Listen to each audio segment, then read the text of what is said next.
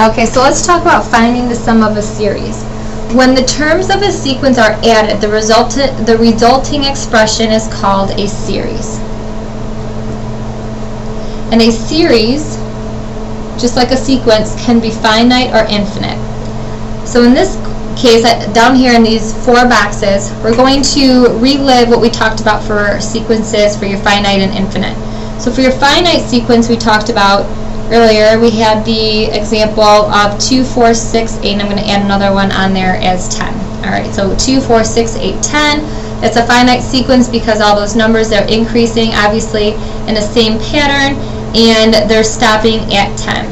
Infinite sequence, if we use these same values here, is going to be 2, 4, 6, 8, 10, with your dots after it, symbolizing that they continue in that pattern and it doesn't stop.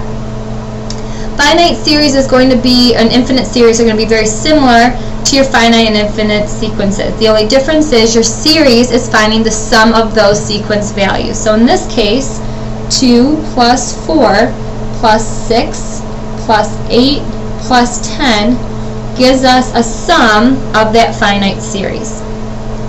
In this case, for infinite series, 2 plus 4 plus 6 plus 8 plus 10 plus, and it keeps going, that represents an infinite series.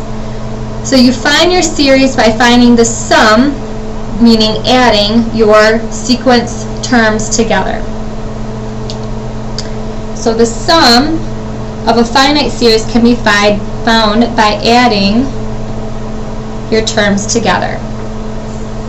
So let's look at example 4. In example 4, we have the finite series 3 plus 5 plus 7 plus 9. So if I add all 4 of these up together, I get the sum of 24 for example 4.